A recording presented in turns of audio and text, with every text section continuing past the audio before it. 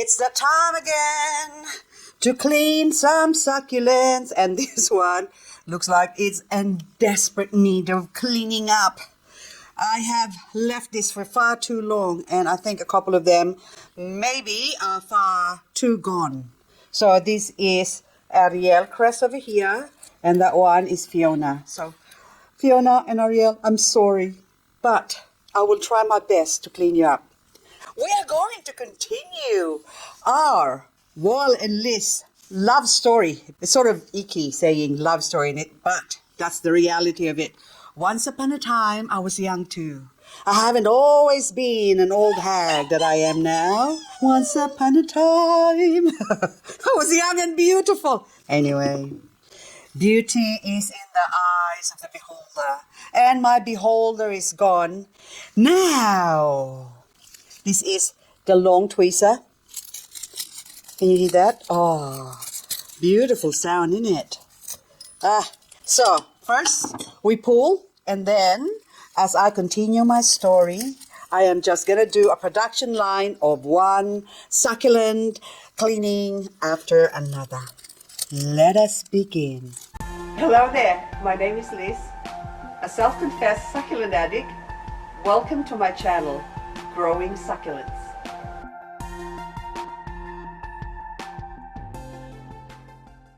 Clean Up Succulents video number 8 is a prologue to WALnLIZ's love story.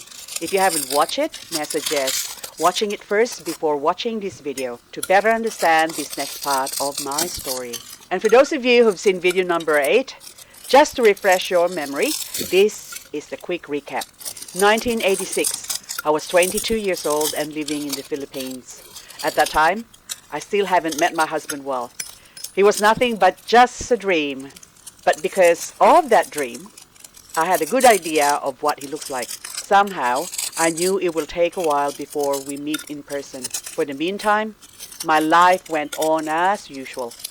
I will not go into detail on what happened in between my dreaming of Wal to meeting him. We'll skip that part and fast forward 8 years to 1994. September 1986, I had a dream, to September 1994. I was now living in Australia and now ready to meet my Prince Charming. So I asked my Uncle Jeff, who's married to my Auntie Susan, if he knows of any available man. He told me of this guy who owns a fishing tackle shop that he goes to buy his fishing gear. He seems like a top bloke, he said, but he doesn't know if he's married or what. So I asked him if he could investigate this top fisherman bloke. And a week later he said, "Elizabeth, I've invited Wally the fisherman for a barbecue this Saturday at 5 o'clock. Wally the fisherman, I asked. What's his full name? Uncle Jeff replied, I think it's Walter, but not sure of the surname. And I thought to myself, it can't be. Oh my goodness, it can't be. My all-time favorite name for a guy that I'm going to marry one day is Walter. The reason for this is that when I was 15 years old, I watched a Philippine movie called Supergirl starring Pinky Montilla and Walter Navarro. The movie was about this mad lady scientist whose daughter's boyfriend died, and she, the mad scientist, brought him back to life to help her grieving daughter because she was really out of her mind. Walter Navarro is the actor, of course, who played the zombie boyfriend. He was the most handsome zombie I have ever seen. Actually, he was the first zombie I've actually seen. Well, since then, I swore that if ever I meet a man named Walter, I will marry him straight away. I won't ask what his hobby, what's his favorite food, what's his favorite color, or do you even have a job? Just straight to, will you marry me? But I never met anyone named Walter, so I stayed single. Let's go back to my uncle's Saturday barbecue meet and greet. On the dot at 5 o'clock, I went out of my uncle's front door carrying a plate of skewered pork barbecue. The barbecue area was on the side of the house, and to access it, one can either go through the front door or the back door. I went out of the front door for good reason because I heard a car pulled up. As I took a step down the front door steps, 1 step, 2 step, 3, 4, 5. Then I look up and saw through the windscreen his face. My world stopped for a split second. But that moment felt like forever. Then silence. So my face felt like it was reverberating.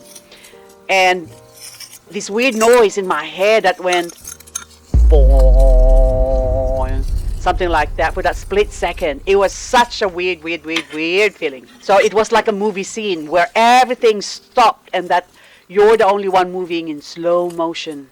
That's what it felt like. Oh my goodness. I don't know what I was taking at the time, but it did feel like that. I then moved, of course, and walked past his RV toward the side gate to the barbecue area. As I handed the plate over to Uncle Jeff, I said, "He's dead, he's mine." Uncle Jeff looked at me and muttered, "What?" Turned around as Wal walked in. "You want a beer?" I asked. "Yes, please," he replied. I went into the house and got him a beer. Went back out and handed him the beer. This is good enough. I'm going to tidy this up a little bit more later on, but now I'm going to move on to the next plant.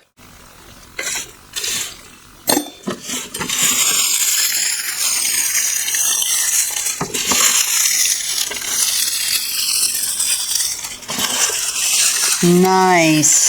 Very, very nice sound. It's a beautiful noise. "This is my niece Elizabeth," Uncle Jeff said, "but you can call me Beth. Hello, I'm Wally." "Wally?" I asked. "Wally as in King Wally." "King Wally who?" I asked again. Wally Lewis is a former football player here in Australia, and they call him King Wally, but you can call me Wal. I said, "Hello, Wal. Please excuse me, I'll just go help Auntie Susan prepare the food." So I went inside. So that was our introduction.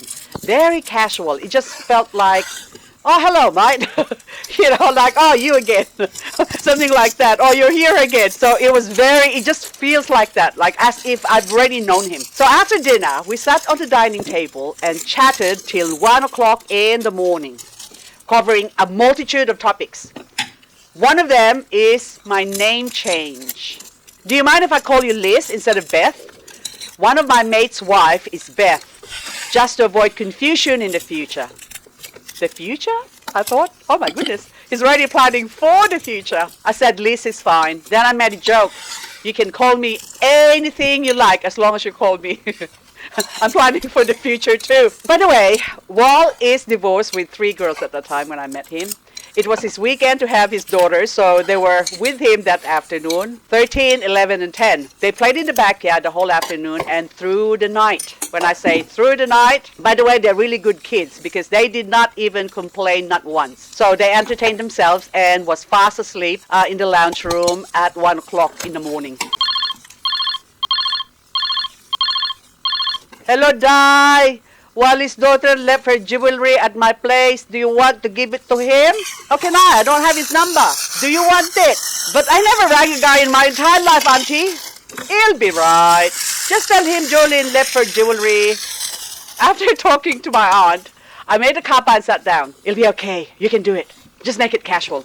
You're not calling for him. It's for his daughter. She left her jewelry after all. You're not calling for him. It's for his daughter. You're not cheap. It's for his daughter. You're doing him a favor, not for you. His daughter." I kept repeating these words.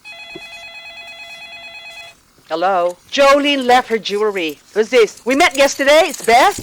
Sorry, Liz. It's Liz. Uncle Jeff's niece." I was dying inside. Oh my God. "Oh, hello, Liz. How are ya?" "I'm fine, thank you." So Jolene left her jewelry at Uncle Jeff's place and he just dropped it off this morning. Where can I drop it off? Or would you like to pick it up at my place? Oh my goodness, I'm so cheap. I was cringing at the voices coming out of my mouth. "I can pick it up tomorrow if it's all right with you." "What time?" "It'll be after I close the shop, around 6:30? "Perfect. That's dinner time for us. Would you like to have dinner here as well?" "If it's all right, that would be great." "See you tomorrow." See? That wasn't too bad. You survived. Now what will I cook tomorrow? Monday, 7 p.m. Doorbell rang. I opened the door. If I'd known, I would have wore a tuxedo. Ouch, sarcastic. "Please come in," I said. I was wearing a maroon off-the-shoulder maxi dress. And he was wearing blue jeans and hooded black jumper with bowling and fishing patches all over it. So we had dinner. I served pork schnitzel, potato salad, and canned lychees and ice cream. After dinner, we sat down in the sofa over a cup of tea. "How was your dinner?" It's beautiful, really tasty. Pork schnitzel is my favorite. I didn't know that. This is the first time I actually cook pork schnitzel. I'm glad it's okay. Sorry about the potato salad. I ran out of mayonnaise. I hate mayonnaise. The French dressing is perfect. That's how I like my potato salad. It almost tastes like my mom's, only better. Ooh. Oh my goodness. Okay, thank you. I'm glad you like it. Dessert's good too. Lychees and ice cream is my favorite. It would have been better if it didn't have the juice. Sorry, noted. No juice next time. After that enlightening exchange, I moved closer to him and took his hand, held it, and looked into his eyes and said, "You might find this weird, but you know where the door is." He took a breath, held it, twitched his nose, and slightly slanted his head on the side, stared back into my eyes, and waited for what I'm about to say next. "You're going to marry me one day." Oh no! Guess what? What? I swear I'll never get married again. Oh, Guess no. what? What? You'll eat your words. The man who showed up in my front door tonight was wearing blue jeans and black hooded jumper. Is this the same man in my dream? He's charming with his sarcasms, but is he my Prince Charming? Well, let's find out. We chatted till the wee hours of the morning. Before we realized it, it was 4 a.m. He has to open the shop at 8:30. This is now Tuesday morning. So I told him to take a nap on the couch and I'll make him breakfast before going to the shop. He had breakfast, and before he left, he asked me if I'd like to watch him play league bowling at 7 o'clock. I said sure. And after bowling, I invited him over for a nightcap. Now, it's now till the wee hours of the morning again. So on Wednesdays, he goes overnight fishing up to the mountain, and would I like to go with him? And of course, I said yes. So off to the mountains we went for overnight fly fishing. I did not fly fish, I just watch him in the dark because this is nighttime.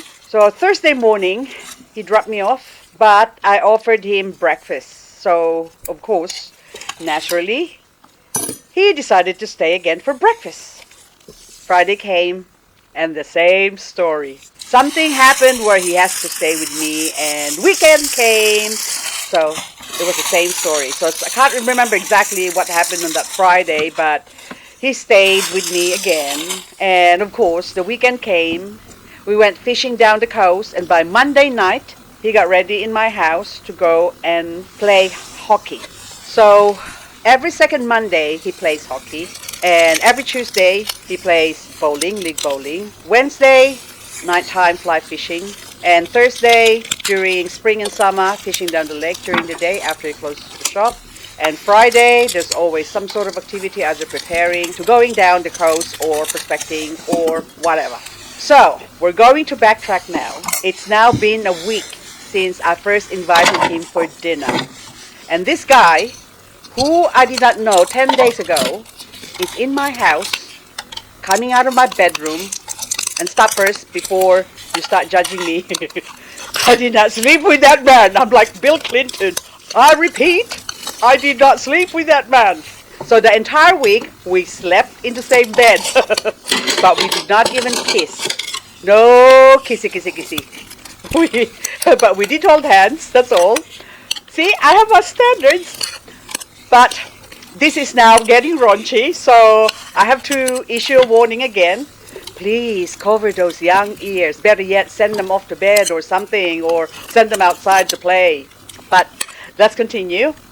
So Monday, getting ready for hockey, I was in the kitchen, and he stepped out of the bedroom into the hallway. I turned around and I cried. I ran to him and gave him a big hug and a smack on the lips. He was wearing bumblebee yellow shirt and blue short shorts, just like in my dream. Of course, that night after hockey, you know what happened. The rest is history. We stayed together until we got married in September, 2 years later. So there you go. Oh, that got me, I'm teary-eyed now. So anyway, so we stayed married until death kept us apart. That's now 3 months ago. So 5 months short of 30 years. We laughed, we cried, we had ups, and the only down was the last 3 years of his life, where we couldn't enjoy the fun outdoor activities that we both loved so much. We still had fun watching footy and cricket and David Attenborough and fishing shows. Oh my goodness. I've watched so much fishing shows in the last 3 years with him. So, because he was at home, or he can't really get out now, he can't walk or anything, because of the cancer that has already invaded his whole body, his bones and everything. So, for the last 5 months of his life, I watched every day as my beautiful Prince Charming slowly slip away. And finally, on April 29, 2024, I held his face as he took his last breath. It took 15 years from diagnosis to his passing. In that last 15 years, every day was spent as if it's his last day. Our last day together. Though he may be physically gone, in my heart, he will live forever. Goodbye, my Prince Charming. Till we meet again. Hope you're having fun wherever you are. So that's it, guys. That is my love story. Now, I am not gonna leave you in this state, okay? I'm still gonna do a little bit of cleaning because it's no good to end on till we meet again. I hope you enjoyed that story. And while we continue cleaning this last piece of Succulent, even though I got a little bit teary on the end, but I do hope that you enjoyed the rest of that story. So anyway, guys, thank you so much for being here with me. I mean, you're not really physically here with me, but we are in spirit. So that's it. As we finish off our cleaning succulents, or our succulent cleanup, I'm gonna bid you adieu. Thank you so much again for watching, and hope I'll see you on the next video. Bye for now. Keep smiling.